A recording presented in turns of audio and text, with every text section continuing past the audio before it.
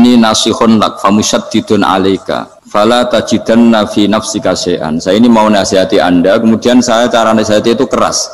Tolong jangan dimasukkan hati. Dia bilang famusyaddidun alaika. Saya nanti kalau nasihati itu keras sekali. Tolong dimaklumi karena ini penting, karena Anda harus dinasihati secara keras. Tapi sebelum nasihat itu diutarakan, kata Harun ar-Rasyid, karena beliau Bani Abbas dan beliau orang alim termasuk muridnya Imam Malik, kata Harun ar-Rasyid, uskut, kamu diam Ustaz. Inna Allaha ta'ala arsala man huwa khairun minka ila man huwa syarrun minni wa ma'adhalika yaqulu Allahu ta'ala faqula lahu qawlan layyinan la'allahu yatadzakkaru aw yakhsha. Jadi ini sekaligus etika dan norma ya bagi semua dai di Indonesia dan semua kita. Wahai Ustadz, kamu diam. Allah Ta'ala itu ngutus orang yang lebih baik ketimbang kamu, yaitu Nabi Musa, ke orang yang lebih jelek ketimbang saya, yaitu ke Fir'aun.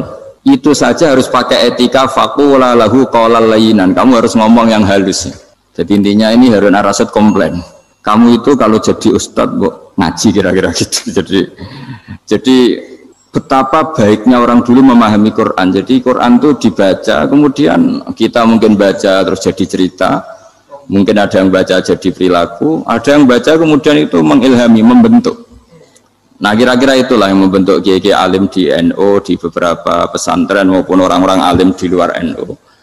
Asal apa ya, ngajinya dan bacanya seperti kita, pasti seperti itu. Karena cara berpikir tadi sudah. Jadi akhirnya si Ustadz tadi keluar dan minta maaf, anta a'lamu minni, ternyata engkau lebih alim ketimbang saya. Jadi kalimat famusyaddidun alaika, saya akan keras cara memberi nasihat.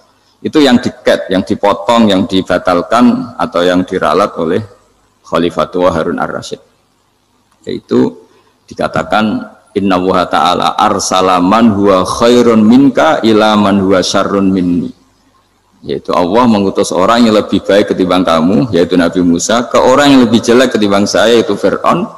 Itu pun harus faqula lahu qawlal layyinan. Cara berdakwah harus dengan kata-kata yang halus, yang lembut, yang indah. Dan dengan kata-kata itu diharapkan la'allahu yatadzakkaru aw yakhsha. Semoga yang didakwai menjadi ingat. Sehingga dengan kemampuan ilmiah seperti ini menjadi pegangan bersama bahwa kita sebagai dai atau sebagai tetangga atau sebagai sama-sama warga Indonesia, bawaan kita memang harus faqula lahu qawlan layyinan la'allahu yatadzakkaru aw yakhsha. Kemudian dalam disiplin ilmu yang lain, halus itu tidak kuat. Angin itu ya halus, tapi kalau di manage itu jadi kekuatan yang dahsyat. Begitu juga air dan sebagainya. Sehingga tidak perlu khawatir terus kalau dakwah halus itu tidak punya efek yang signifikan. Tidak juga. Allah Ta'ala itu pengelola angin. Angin itu kekuatannya dahsyat. Sehingga Nabi Sulaiman dikasih kekuatan angin dan bisa terbang kemana-mana. Kemudian sekarang jadi teknologi yang banyak memanfaatkan angin. Mulai rem, mulai apa saja. Sehingga dari cerita saya ini kemudian terus kiai-kiai itu membentuk dakwah termasuk di ekonomi dengan cara yang rileks. Nah cara rileks itu satu tentu dimulai dengan ilmu. Misalnya begini, saya beri contoh. Ketika ada orang melafadzkan kalimat la ilaha illallah, tiada Tuhan selain Allah. Kemudian kalimat ini mungkin kalau orang NU baca itu rutin ya, karena kiainya kelamaan ya yang ikut sambil tidur ya. Kalau tahlil itu disebut kiai tertentu itu mesti yang belakang wah suwi itu kalau kiai itu lama itu. Nah kiainya juga karena jadi lakon ya kan lebih semangat karena pegang mic, biasanya gitu di NU itu. Kalau khotib mesti semangat karena yang pegang mic, yang dengerin mesti ngantuk karena monoton gitu. Karena yang mendengerin sudah tahu pasti nyuruh baik meninggalkan yang jelek, jadi ilmunya sudah disimpulkan dulu. Setiap yang tidur di masjid mesti tak tanya kenapa tidur, ilmunya tidak ada perkembangan, Gus, nyuruh yang baik meninggalkan yang jelek. Tapi kalau ilmunya agak ada perubahan kan dengar semua pasti nyuruh yang jelek meninggalkan yang baik, karena watak manusia itu agak-agak suka fitnah, itu suka geger. Tapi kalau monoton itu mesti enggak itu. Tapi yang menjadi pegangan kita, saya ulang lagi, itu ilmu dulu. Saya ulang lagi itu ilmu dulu. Saya berkali-kali menyontohkan, kalau ada orang kafir, orang yang tidak bersyahadat 70 tahun, kemudian dia bersyahadat sekali saja di akhir hayatnya. Itu kata Allah, qulil ladzina kafaru iyantahu yughfar lahum ma qad salaf. Katakan ke mereka yang kafir, jika dia mau bersyahadat, itu masa lalunya diampuni semua. Sehingga kedahsyatan kalimat ini luar biasa. Orang yang kafir 70 tahun saja, barokahnya la ilaha illallah ini, dosanya bisa diampuni semua. Nah kemudian karena ilmu ini tidak begitu populer atau kurang dipopulerkan atau kita sendiri kurang menghayati, sehingga la ilaha illallah itu lebih dianalisis cara lafadz ini, pelafatannya ada sanadnya ndak ya gitu. Terus cara melafatkan bareng-bareng seperti itu ada tumpengan ini bid'ah enggak ya. Jadi pertanyaannya sudah tidak tentang keramatnya atau sakralnya atau fadilahnya la ilaha illallah, tapi sudah macam-macam. Wiridan cara seperti ini ada hadisnya enggak, legal enggak, terus ada sanadnya enggak. Jadi saya mohon semohon-mohonnya untuk teman-teman yang di Al-Iman itu harus ngaji ya. Ngaji itu nanti kamu tahu cara mandang sebuah ibadah atau perilaku atau apa sajalah tahu. Karena al-ilmu yurisul ahwal, ilmu itu bisa mengilhami cara pandang. Dulu yaitu saya ulang lagi, ketika zaman Hindia Belanda, karena pemerintahnya Hindia Belanda itu ulama-ulama keras sekali, sejelek-jeleknya ulama itu yang datang ke Umarok. Tapi setelah era Mbah Hashim, era sampai Mbah Maimun, itu mereka peduli sama Umarok, sama semuanya sama-sama warga Indonesia yang ingin melihat Indonesia yang lebih baik. Sehingga banyak ya kakak saya sendiri pernah wakil bupati, terus putra Mbah Maimun wakil gubernur. Ini teman saya Ki Hafid ya bupati. Semenjak itu terus, dan itu nggak lepas dari cara pandang. Yaitu cara pandang diantaranya adalah cerita tentang Nabi Musa yang Allah tetap peduli sama Fir'aun. Sehingga tetap didakwai Nabi siapa? Musa. Dan posisi Musa datang bukan memanggil. Ya, cuma kayak sampai sekarang tuh belum pernah ke kantor bupatinya Pak Hafid. Karena kadang-kadang orang terus curiga mengajukan proposal jadi agak repot. Ketemu bupati itu sialnya kiai kan mesti pikirannya orang bupati ini nyangoni, kiai ini disangoni itu. Itu terus kayak kita fakir miskin itu. Jadi makanya saya itu belum pernah datang. Tapi alhamdulillah karena beliau berambisi menjadi wa khairul umara mayatuna babal ulama. Jadi datang tapi sangat ambisius ingin mengalahkan ulama karena dia kalau datang statusnya lebih tinggi. Ya tidak apa-apa ini tawaduk tapi niatnya agak begitu tawaduk. Jadi saya sering ke Jakarta tapi ya tadi jarang ya. Biasanya mengajarkan waktu hanya pas saja, tidak kurang tidak lebih. Biasanya ngajar di pondoknya Pak Kures itu di Baitul Quran ya. Hanya ngajar santri-santri itu.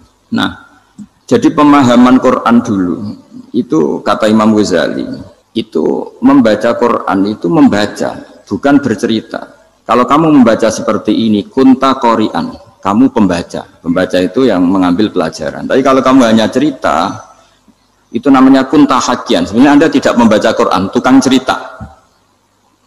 Misalnya tadi cerita Nabi Musa datang ke Fir'aun. Itu kalau kamu hanya cerita, wah dulu itu ada orang namanya Fir'aun didakwai Nabi yang namanya Musa. Ya ini namanya tukang cerita. Kalau kamu pembaca tidak gitu. Betapa baiknya Allah, orang sengawur Fir'aun saja inginnya Allah masih ingin diselamatkan dengan mengutus Nabi Musa kekasihnya.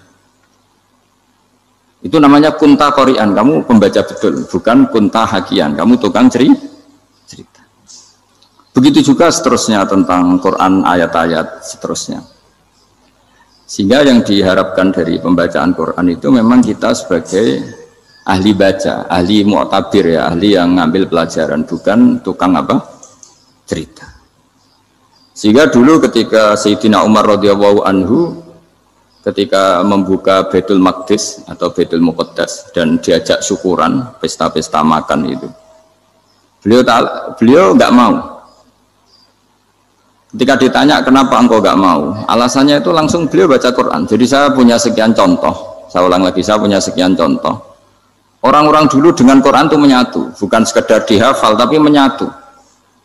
Sehingga bawaannya itu sudah Qurani, sudah Qurani. Saya beri contoh pertama Rasulullah SAW, nanti Umar kedua.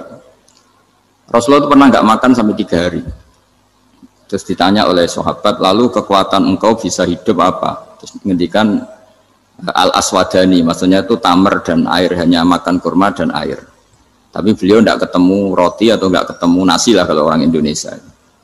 Ketika hari ketiga dikasih makan oleh sahabat, dipotongkan kambing, kemudian baru makan 3 lukmah, kira-kira ya 3 asupan nasi, berhenti. Padahal sahabat yang lapar sama dengan Rasulullah itu membayangkan Nabi itu sampai kenyang, sampai apa.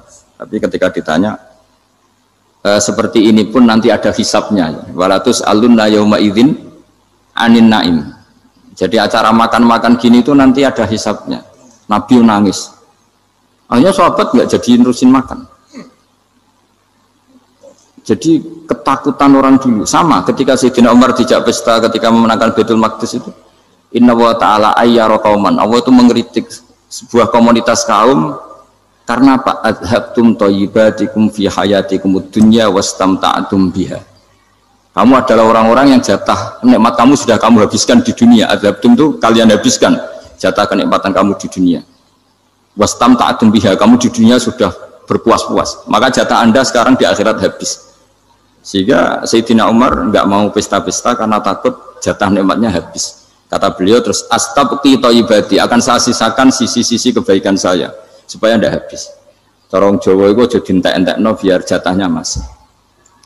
Sehingga di dunia kiai itu ya meskipun saya akrab bupati, akrab mungkin wakil gubernur, saya itu ya jarang ketemu.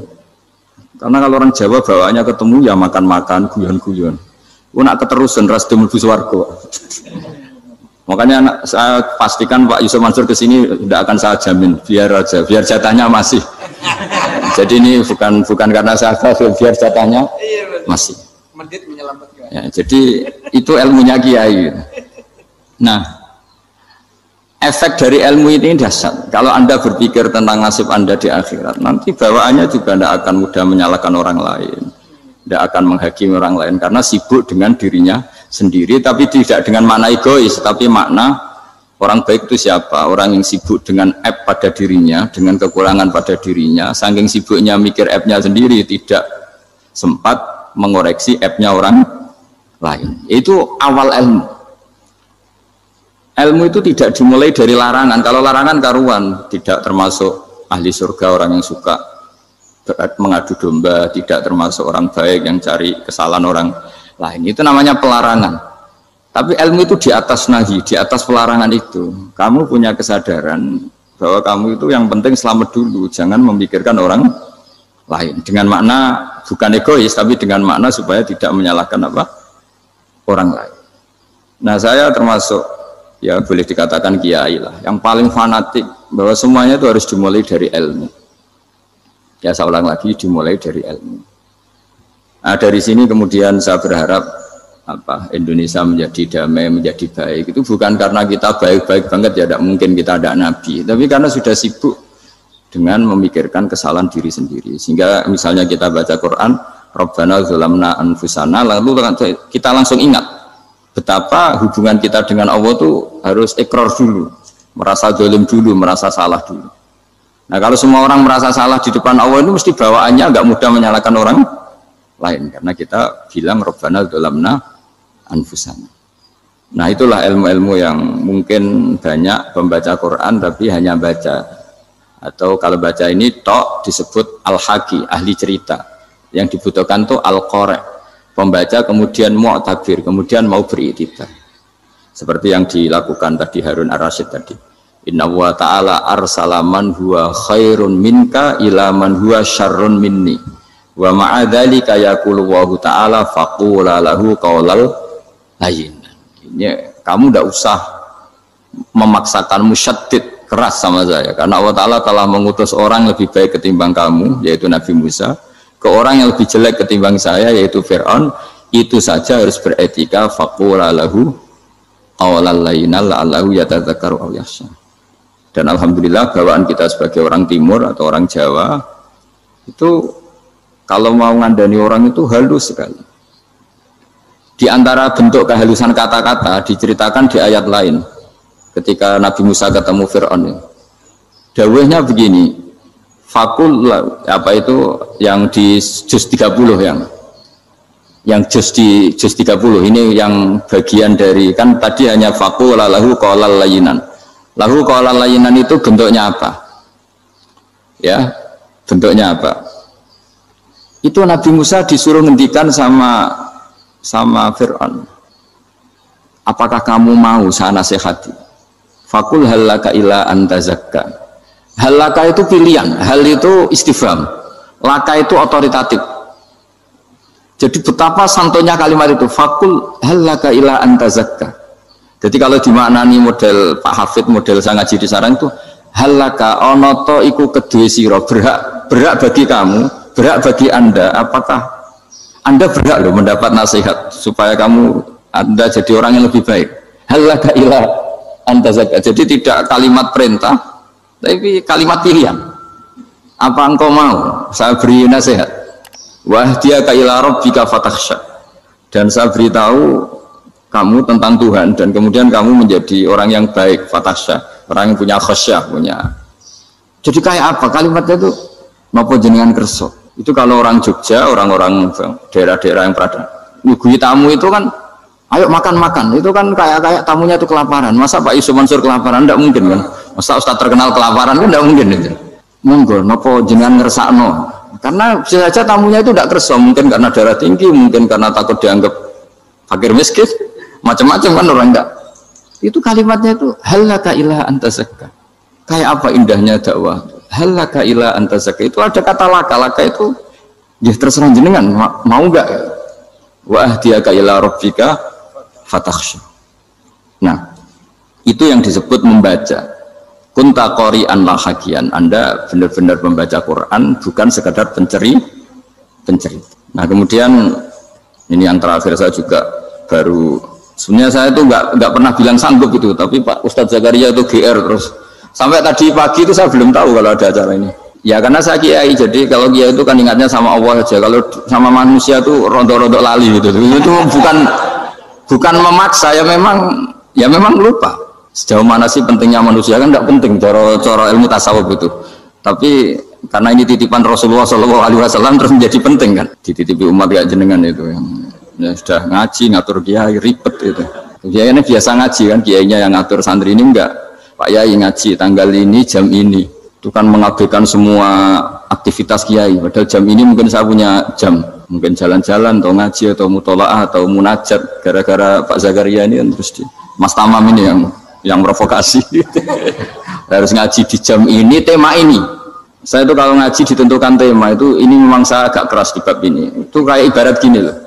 Saya ini dokter, kemudian ada orang yang sakitnya itu jantung, terus bilang ke saya, Pak dokter sembuhkan kukul saya. Wong penyakit ekstrimnya itu jantung, kok bila disembuhkan apa? Kukul. Kan gak penting, sembuh tidak sembuh, kukul itu kan gak penting. Jerawat itu. Kiai itu tahu kesalahan paling fatal manusia itu akidah. Tapi kadang-kadang mintanya ilmu yang tidak akidah, yang gak penting. Jadi kadang-kadang kiai itu ya digurui betul kalau di Indonesia itu. Misalnya ini tidak nyindir loh, memang marah betul loh kalau di bab-bab seperti ini. Tapi ini biar jadi ilmu masif, ilmu yang general. Saya ulang lagi ya, Anda jadi dokter, tahu pasien Anda ini penyakit jantung kronis atau sudah fatal lah sudah. Terus orang itu bilang, Pak Yai, itu Pak dokter, tolong obati kulit saya supaya tidak jerawatan. Kamu bilang ini orang aneh enggak? Aneh kan? Nah kiai juga gitu. Saya sering itu ada orang mau haji gitu, Gus doain saya jadi haji mabrur. Pernah belajar haji Pak? Dereng Gus. Mungkin enggak orang belum belajar nyupir terus kemudian minta didoain, Gus saya mau nyupir doain selamat. Nyupir aja enggak bisa kok minta doa selamat. Harusnya urutannya kan belajar dulu baru minta doa. Tapi kali ini aliman bener ngajaknya akidah dulu, ahli sunnah. Nah itu bener karena akidah itu hal yang prinsip memang harus. Kalau kebetulan enggak bener taruh visi betul. Untungnya kalau temanya bener. Jadi saya mohon ke seluruh orang-orang yang mau ngaji ke kiai itu, tema itu biar yang milih kiai supaya tahu prioritas yang harus benahin. Jangan tema yang milih, jangan-jangan tema yang kita pilih itu tidak mendesak atau tidak penting. Ini bukan apa-apa, ini saking ingin baik saya ya, keinginan baik saya supaya dulu zaman sahabat ya gitu. Kalau ada pertanyaan salah sama Nabi dibenerin, cuma Nabi terlalu bijak, cara benerin tuh enak. Kalau saya karena tidak Nabi saja ya agak-agak kasar kan, kalau tidak Nabi tidak wajib bener terus, yang wajib bener terus itu Nabi. Saya beri contoh ya. Nabi itu ngendikan tentang kiamat, kiamat itu dahsyat, mengerikan gini-gini. Kalau pikirannya orang kampung itu begini, Nabi ini aneh. cerita kiamat dahsyat tapi nggak ada tanggalnya, nggak ada tahunnya. Harusnya ada dong biar kita bisa persiapan. Sehingga Nabi disomasi di tengah-tengah khutbah itu, ya Rasulullah mata sa'ah. Nah, karena ini orang Bedui, Nabi nggak dengerin, diulang lagi. Mata sa'ah ya Rasulullah. Ketika Nabi mengabaikan itu ada dua kelompok sahabat, yang satu bilang lam yasma, Nabi tidak dengar sehingga mengabaikan. Yang kedua bilang sami'a wa kariha, Nabi sebenarnya mendengar tapi tidak berkenan. Tapi diulang lagi ketiganya, ya Rasulullah mata sa'ah. Akhirnya Nabi jawab, mau tidak mau, karena kalau enggak ya namanya orang Bedui ngomong terus. Nabi balik tanya, ya karena cara berpikir dia kalau kiamat itu jelas kapannya kan bisa persiapan itu. Paling enggak pas mau kiamat terus pas ngaji Quran, apa kan bisa persiapan itu. Akhirnya Nabi balik tanya, ma'atatalah.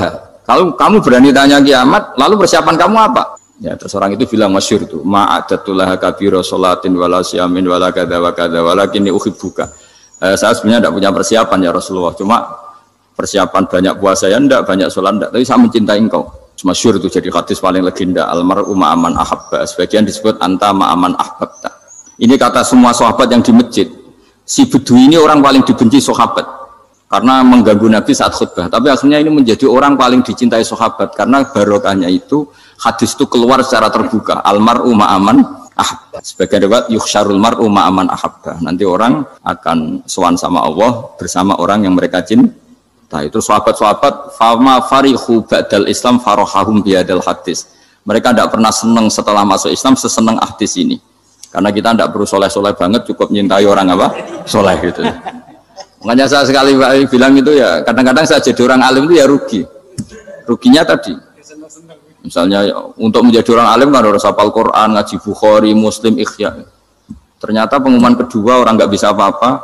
Gelombang kedua para pecinta, waduh, itu kan repot ya.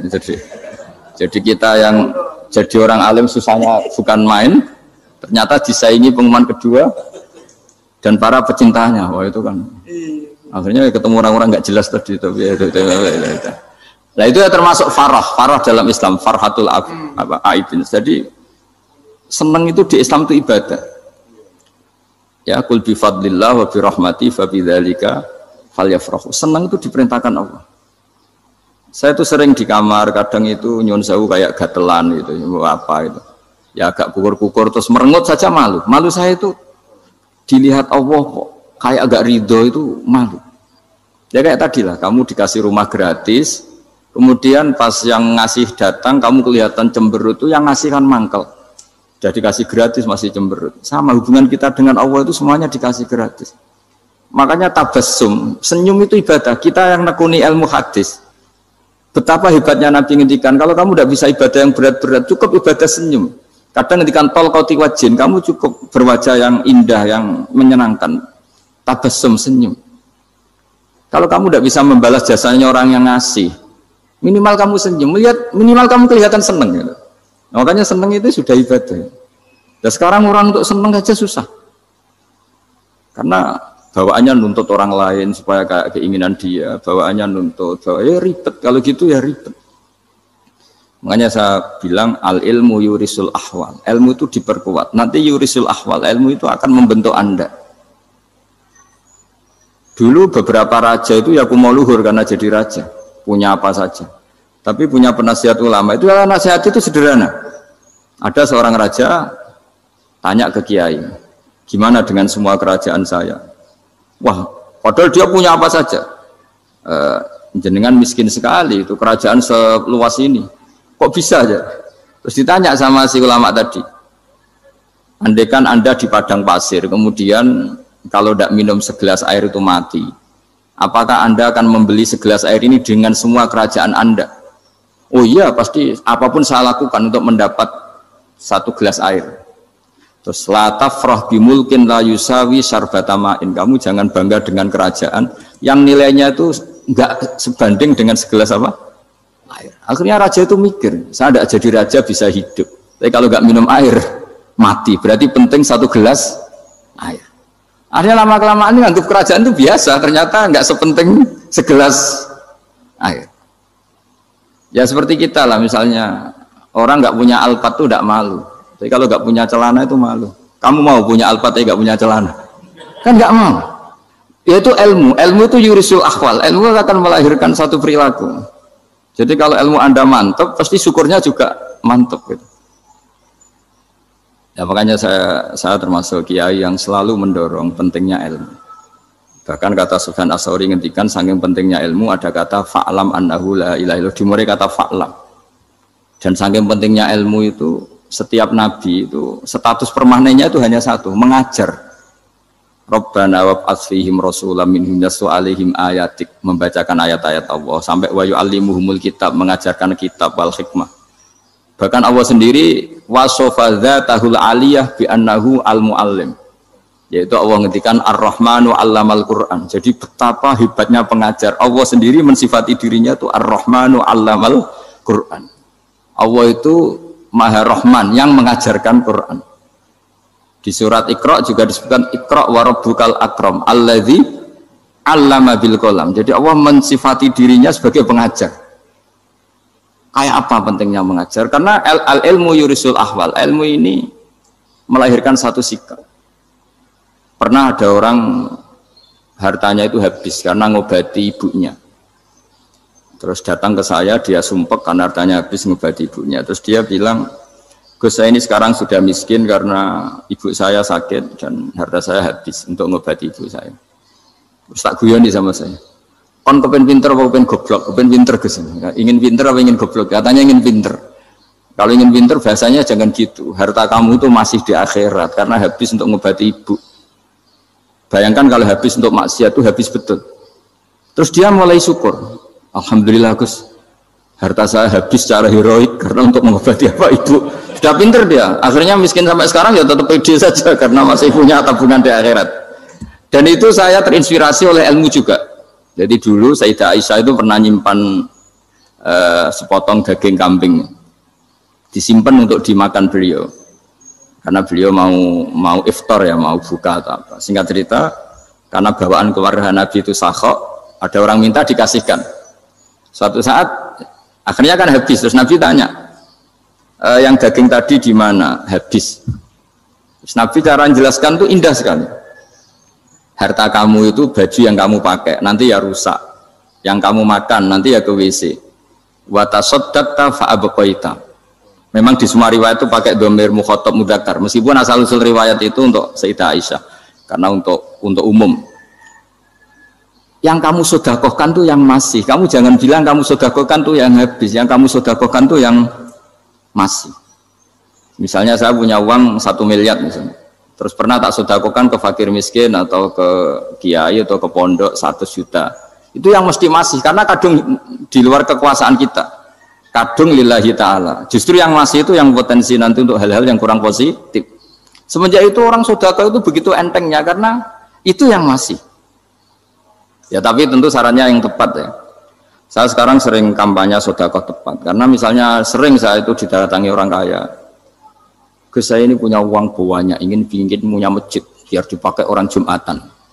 Terus saya bilang, kamu ingin jadi orang baik betul apa baik versi Anda? Baik betul Gus. Tak ajarin mau, gak tersinggung, mau Gus. Kalau Anda bikin masjid di kampung Anda, masjid terbaik di dunia sekalipun, yang bingung saya ahli fikih. Kok bisa? Kan terjadi 2 Jumatan, nanti sahnya yang mana? Kamu enak aja bikin masjid, gak? Kamu bikin masalah baru bagi kiai fikih di daerah kamu. Belum nanti orang terus migrasi ke masjid Anda karena lebih baik, koriknya lebih baik. Kamu membunuh masjid yang lebih tua, itu nggak sopan sekali, masjid itu sudah lebih tua kamu. Akhirnya mikir, nggak usah Gus kalau gitu, sedekah apa saja, yang penting perintah dengan gimana. Ya sudah. Jadi sedekah itu juga harus dibina supaya kalau orang kan bisa saja kan uang 100 juta itu untuk fakir miskin manfaat, ternyata untuk masjid yang sifatnya aksesoris, untuk lampu yang kristal yang mahal-mahal bukan yang pokok. Itu pentingnya ngaji ya. Jadi lagi-lagi al-ilmu yurisul ahwal. Ilmu itu melahirkan satu sikap. Jadi ketika ada masjid baru, kalau orang nggak bisa ngaji fikih, wow ada masjid baru, masjid banyak. Tapi kalau yang ngaji fikih ngerti, ini malah ada masalah baru karena ada ta'dudul Jumatan. Gimana hukumnya 2 Jumatan dalam kondisi yang tidak mendesak? Makanya sekarang saya baru kampanye itu. Dulu itu kalau ada masjid banyak itu kan faktornya beda ormas, beda pemahaman atau agak jauh, masih hukum sosial atau bawaan kondisi. Misalnya di dekat UGM itu ada masjid kampung pertama, bawaan masjid karena ada kantor besar, atau bawaan ada pabrik besar, atau ada sekolahan besar. Tapi sekarang itu ada pertanyaan baru, ada masjid baru karena ada orang kaya ingin bikin masjid. Itu gimana itu hukum? Nah, tapi kalau orang nggak nekuni fikih itu ya langsung wah bagus untuk bangun masjid. Bagus piye gini sing kangelan memfikihkan tadi. Nah itu ilmu. Jadi kalau yang tidak nekuni fikih itu ya tidak tersiksa, tapi yang nekuni fikih itu pasti tersiksa karena seperti itu tadi. Ya jadi saya mohon di antara cara kita dakwah secara damai itu dimulai dari Rabbana Zolamna Anfusana. Itu dipakai Nabi, di redaksinya diganti dengan makna supaya kita per individu matur Allah apa ini zulam tu nafsi zulman kabiron kafiron. Nah bawaannya orang mengaku dolim, mengaku salah itu kan sudah tidak sempat mikir salahnya orang apa lain. Dan dari sini kemudian dia jadi orang yang tawadhu, yang ubudiyah, yang macam-macam. Sehingga Nabi itu bukan dianggap ya, pasti penjelas terbaik. Terus Allah meredaksikan wa ma tuqaddimu li anfusikum min khairin tajiduhu indallah. Apa saja kebaikan yang kamu sudah berikan untuk Allah sampai akhirat itu ya pasti kamu temukan di akhirat. Terus yang terakhir saya beri contoh orang peminta-minta sa'il. Itu Sayyid Ali Zainal Abidin kalau ada orang minta-minta terus dikasih, misalnya dikasih ya 100.000 atau 50.000 atau 10.000 sesuai kemampuan yang memberi, itu marhaban biman hamala zadi ilal akhirah. Saya terima kasih ya, gara-gara kamu minta uang saya jelas sudah sampai akhirat. Coba kalau di rumah bisa saja untuk hal yang tidak positif. Jadi bawaannya itu cara pandang itu rubah. Jadi sebenarnya kalau kita ngasih uang di masjid, ngasih kiai atau ngasih fakir miskin, ya uang itu yang masih, bukan yang habis. Yaitu watasoddaq kata fa'abqaita, yang kamu berikan itu hakikatnya yang masih. Karena sudah ada kamu otak-atik lagi, makanya disebut wakaf. Sebenarnya wakaf itu dulu secara makna lughat, saya ulangi secara lughat. Maknanya itu sudah berhenti, wakafun maknanya berhenti. Nah sedekah itu dari kata sedekah maknanya benar. Orang yang sering sedekah berarti imannya benar. Orang yang uang sudah diberikan berarti dia sudah terputus, wakaf berhenti dari hubungannya dengan